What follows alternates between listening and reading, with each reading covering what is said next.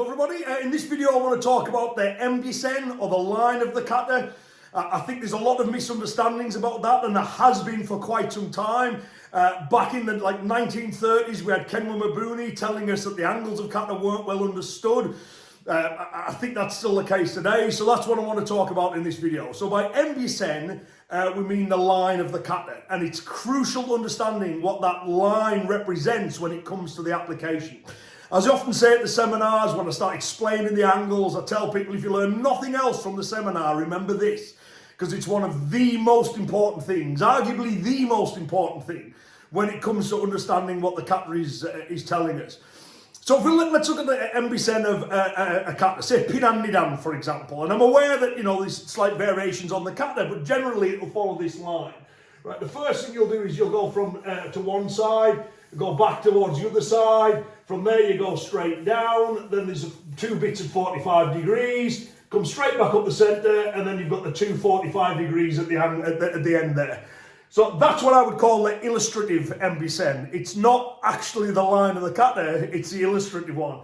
If we think about the actual line of the kata, really, what tends to start, it goes that way, it comes back that way, we go straight forwards, we go 45 degrees, we then go back at another 45 degree angle, we go straight forwards again, we go, it'll be past that point, we go back at 45 degrees and then back the other way like that. So that would be more, in terms of you mapping out the floor, that's what it would look like. However, that's not the one you see in any texts or books, right? You always see this one, which kind of just maps out the general direction you're going, not the order that you've actually moved upon. Now, why this is really important is all of these angles that you appear at tell you your angle relative to the opponent. And I think that's absolutely key. So, as I mentioned, Kenwa Mabuni said, the purpose of angles is not well understood, and this has led to people saying things like this kata is for moves in 8 directions and is therefore for fighting 8 people, or some other such nonsense. So the best part of 100 years ago, Mabuni told us that's not the way to view it. He told us that the angle represents the angle we have shifted to relative to the enemy. Not alone in doing that either. Taguchi did it in his book on Goju-ryu Karate. He was very clear that, don't be deceived by the Embusen, he told us. There is one opponent and he's in front of you. So not, opponent, typically on this kind of compass points thing, we tend to think of it, that kind of line, so they're attacking from the front or the side or the various angles. That's not what it is. The angle tells you the angle you have shifted relative to the opponent. Now, where this becomes important is the fighting line. So if we think of like an overhead view of a person, so if that's the shoulders there, we'll put a head on, that's the front view. The way that human beings are designed, put together, everything about us moves most efficiently straight forwards, right? We can punch harder that way. We can kick harder that way, we can move faster in that direction, our eyes are in the front of our head, we're designed to fight straight forward. So the most efficient line that you want someone on is there. Right? If the enemy is in here, you can attack them most effectively. Now, if that is the enemy there, what I want to be is I want to be off his attack line, but I want him on mine. Right? So if I was at 45 degrees,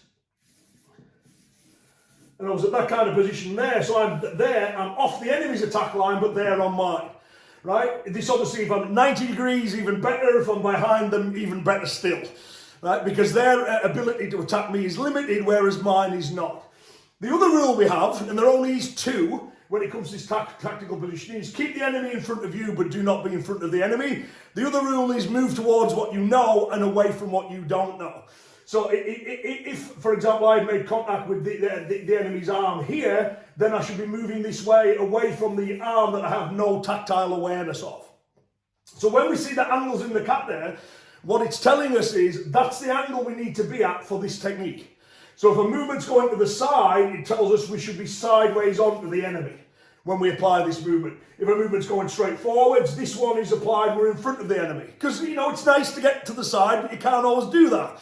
There can be objects, people, walls, moving traffic. There's lots of reasons why you can't do it, right? So you've got the 45 degree angle. If the movement's sideways on, we're sideways on. If the movement turns and goes behind, and there are some examples of this, it's telling us that we're attacking the enemy from behind on this particular movement. One thing that we need to be aware of as well is when we do the katas is floor space is an issue, right? So often at certain points, you'll go so far forwards, and we've got this turn here, where we move at the first angle. And then people say, well, what's the meaning of that turn? Well, I always joke, say the meaning of that turn is Sensei couldn't afford a bigger dojo, right? A lot of the katas kind of fold in on one another. So you've got your main angles are straight on, if the kata's doing something straight, whether it's coming this way or later on in the kata going that way, it just means you're in front of them, right? The only time it's behind is if there's a definite turn within the movement, right? And sometimes that turn is part of the application on certain throws, other times it's just getting to the angle, and we'll talk about that more in a minute. If the movement's at 45 degrees, it's telling you you're 45 degrees on the opponent when you apply this technique. If the movement is straight on, then you straight on towards them to the side, and to the side, you get it. It's fairly straightforward and very important you get it. So if you're looking at a kata movement, if I'm like trying to decode or understand the kata, if it's a kata I don't know previously, one of the first things that I'll always look at is the angle. So I always go angle, stance, hand position. They're my golden three to start with. Because the angle will tell me where I am relative to the opponent. The stance will tell me how my weight is shifting for that technique. And knowing where I am and how my weight is shifting, am I pulling or am I pushing, am I dropping? What would my arm positions with those two, the weight shift and the position, what would those arm positions most likely be doing? And 90% of the time, it becomes clear what the kata application is. A couple of things I also want to mention on this one as well is you've got this, some styles have like the kiten or the place where the kata begins and ends. So that, you almost, the kata is supposed to start and finish here. You hear that a lot. It's inconsistent across the styles that. It's well established in the Shotokan canon. Nakayama, Funakoshi, for Shotokan, that is something that they wish for on their katas. Other styles don't have that. So, it's not other styles of the katas. I know plenty that I do that don't start and finish on the same place, right? It's just certain styles have made that a rule, right? But it doesn't exist in them all. So another thing I want to talk about is linking steps. So when we're looking at the various angles that we typically get in various kata, something like that, as we talked about, depending on which kata you're looking at. Sometimes people ask, well, why doesn't the kata just give you the footwork? Why doesn't it just tell you how to get to that angle? Well, it's because it can't know. Shocking news to some of you, but people move a lot when they fight. Right, so if I had a person here and I'm there, but then I might move here to move to a 90-degree angle on him, right? However, it's a little face there, isn't it? Happy face. So if we've got, but if the person moves slightly and I'm here, right, and that's only a very slight move, his angle has changed just that little bit. The angle that would have got me here to this point is now inappropriate. I now need to do something different to get to here. And this is happening all the time in combat. So the kata cannot give you the footwork. That's something you need to get through live practice and drills. In the map that the kata is, it gives you the angle. Now, of course, what kata is lots of discrete drills and techniques all linked together. And it's worth remembering that the term bunkai actually means to chop into little pieces to gain understanding. Although we always talk about it as applications, and that's the way it's used in karate world, it means to dissect it. So this movement here is one discrete thing. This movement here is one discrete thing. We don't hit the guy with the entire kata. They're linked together. So we have this thing which are called linking steps. So one of the illustrations I use for that, if I was to kind of just write my name out, that's not particularly neat, but you get the idea. In fact, I'll write it bigger. Right, so there's my name kind of written in cursive. So you might go, well, what does this bit mean here? Well, you go, well, that's an I. Right? So I know what that means. It makes that I or E sound, depending on which word it's in, right? And then you go, what's this bit here? And you'll go, well, that's the A. Right, and that's like it makes like an A sound, and then someone might go, well, what's the meaning of this bit? The little line there that joins the I and the A together. What does that mean? What sound? It doesn't mean anything. All it's doing is it's just linking the two letters together. So in kata we have what I call these linking steps, these steps that kind of just get us to the correct angle from the previous position we finished, which is a separate technique and a separate idea. So we have to use our discretion there to work out, is that step part of it or is it not part of it? And generally the easiest way to tell is, for example, if you look at let's take Pidanidin as example, I've done rising techniques coming here, and then my back foot goes round as I do a Gidambarai to get me to that angle, right? So it's the back foot that turns here. When I move to the next angle, which in reality would be there, I move my front foot around.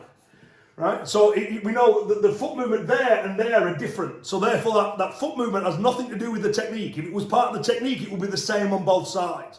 The fact it's not there is it's simply that step there is what I would call a linking step. It's just simply joining the two pieces together. So very, very important that we do understand what these angles represent. It is the position you are taking relative to the enemy. It is not the angle that enemy is attacking you from. It's a very common mistake in that. And I think, part of the reason why we have that mistake is because of the change in distance of karate over time. Right, so the karate of the katas is a close-range civilian self-protection system. So again, if there's one person, there's the other, so there, we're talking like close range here. And when you're at close range, slight shifts in movement, you don't have to move very far to get these angles. You pivot the back foot a bit and you're there. However, if people are fighting this far apart, like kind of sparring distance, so they're outside of each other's arms and leg length typically, then getting to an angle is quite difficult. Because, you move at an angle and the enemy just moves as well, so you stay straight. And because of that, I think people have started to think of the kata at this extended distance. And then they start to think, everything's on straight lines. If I'm moving to the side, that's because that's where the enemy is and that's where they're attacking me from. It's not the case. It's a close range system and it's showing you the tactical positioning, the angles that you need to pivot at. So, as talked about before, it's very important that people understand that the methods of the kata are designed for civilian self-protection. Famous Itosu, written in 1908, that karate is not intended to be used against a single adversary. It's a method of avoiding injury should one by chance be confronted by a villain or ruffian. So in simpler English, it's not for a consensual duel with one opponent, right? You and me will bow in and we'll top gloves and then we'll spar. What it's for is villains or ruffians, self-protection, which invariably happens at close range. You're this far apart, assuming neither of you are armed, there's nothing happening yet. You can still escape. Criminals will use, dialogue, deception, intimidation, to try and get really close, which is what they can do. And that's where self-defense happens. It's within arm's length. It's primarily a close range affair. This distance when we're fighting, we have all those skills of, needing to throw feints, use predictable responses. If I do this because of the enemy's or my partner's training, they're likely to do this. So that therefore I've got those predictable responses based on the training. I've also got the back and forth footwork as I move in, try and do some techniques and then move back out to a safe distance. Self-defense wise, that doesn't happen, right? It starts close and stays close. If this gap gets extended, self-defense wise, you should be extending that gap. You should never be moving in, you know what I mean? Because it's antithetical to your goals. Your aim is to avoid harm, to keep yourself safe. The more distance you've got, the better. Why would you reduce it deliberately? So because it's close range, getting these angles is relatively simple. It's a lot harder when you've got that big distance because the enemy just move with you. When you're at close range, you slight pivot and you've got that angle. And as we talked about earlier, that gives you the advantage that the enemy is on your attack line, but you're off theirs. So I hope this brief explanation of Embusen is useful to you when you're looking at your kata. And this is firmly established. Motobu talks about it in reference to Hanshi. On the bits that go sideways, you understand that you're sideways onto your enemy. Taguchi talked about it, and apparently this is what Miyagi, the founder of Goju-Ryu, told him. Don't be deceived by the Embusen. There is one opponent that is in front of you.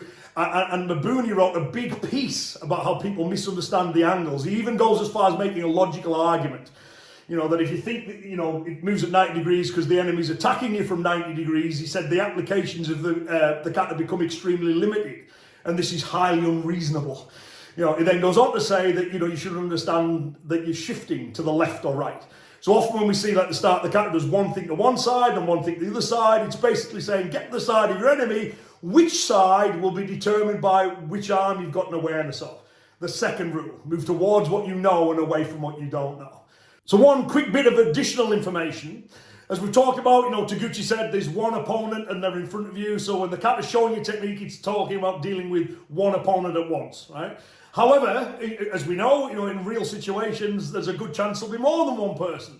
According to British crime statistics, 40% of all violent crime or thereabout, where the people aren't known to one another, involves more than one person. That's a high percentage, right? So while the kata doesn't show techniques for if this guy throws a kick and this guy throws a punch, do this, because, what are the chances of that happening in reality, that they would throw those techniques at exactly that time? The rules still apply, they just extrapolate. So if we had two people, there's attacker one, there's attacker two, and let's say you're standing kind of about here. That's where you're, as they're trying to attack you. That's that person's attack line, that's that person's attack line. That's the worst place you could be. Okay, so if I'm here, the place I want to get to immediately is there, right? Because then I'm off that person's attack line, but they're on mine, and I'm so far away from that one that they can't attack me, right? They would have to move. So I'm off their attack line, I've kept them on. So the rules still apply, keep the enemy in front of you, but do not be in front of the enemy, move towards what you know and away from what you don't know. It just extrapolates, the rules still apply. So if there is more than one person, the Embusen of the kata is still relevant. Obviously, multiple opponents is a more complicated topic, and it's one I've made other videos on. So I won't get too far into that now, but I thought it would be an important addition to what we're talking about now. So I hope you've enjoyed this brief look at Embusen. It's really, really important that you understand it. It's firmly established in the historical record what the angles of the kata mean. And to ignore that is going to cause big problems when you come to understanding the kata. So it's fairly straightforward. If the movement's to the side, it's saying you're sideways on the enemy. If it's straightforwards, they're in front of you, it's at 45 degrees, you've taken a 45-degree angle to them. It's not the angle the enemy is attacking you from, it's the angle you were attacking the enemy from. So you can think of the Embusen, rather than coming out of your head, think of it coming out of the enemy's. So that there's the enemy and there's the various lines of the kata. Right? So when the kata shows you one, it goes attacking from this line, attacking from this line, attacking from this line. That's what it's telling you. It's the angle you shift to relative to the enemy.